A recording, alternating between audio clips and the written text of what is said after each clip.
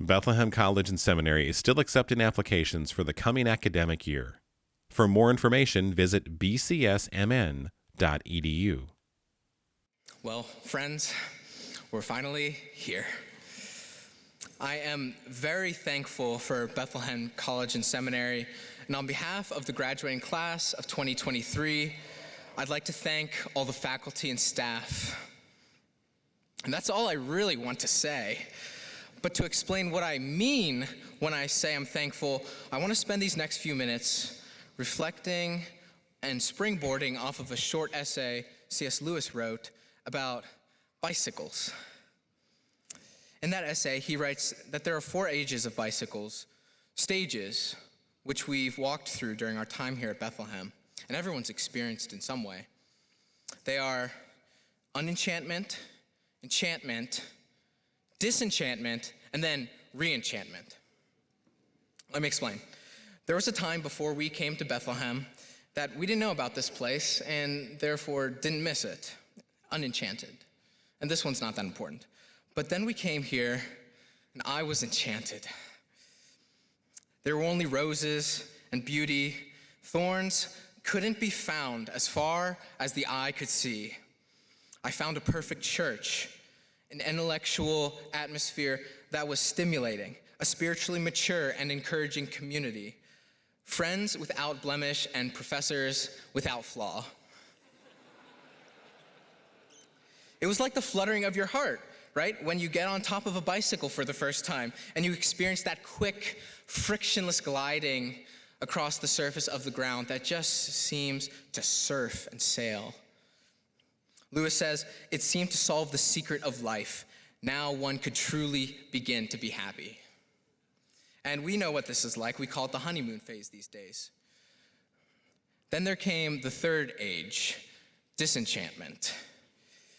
At some point, we realized that this place isn't perfect. Surprise, surprise, right?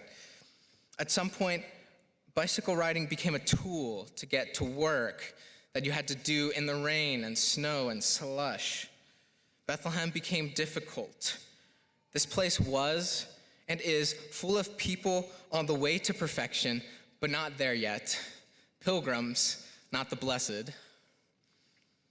We've experienced some hard things here, haven't we, classmates? COVID-19 forced us to scatter and isolate before we even spent a year together.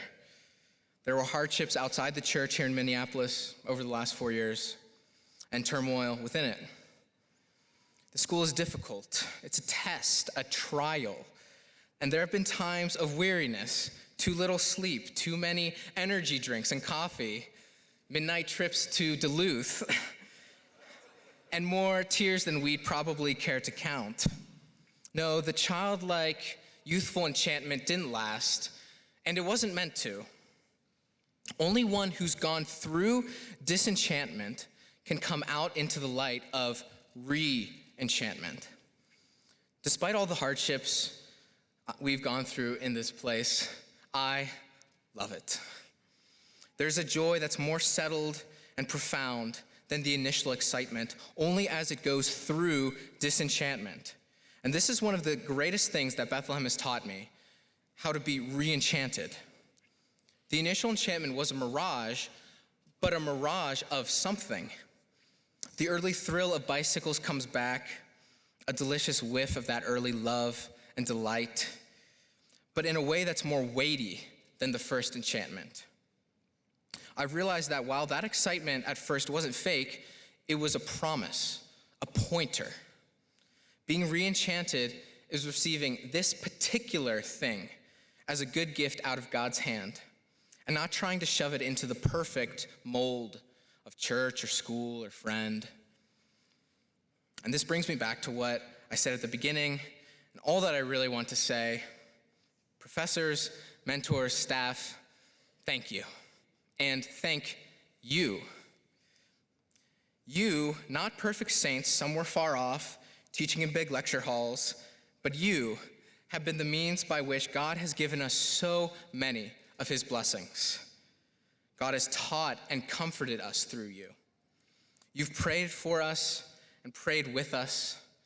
You've counseled us in hard seasons. You've loved us. We've seen and tasted of God's faithfulness and comfort and discipline and love through you.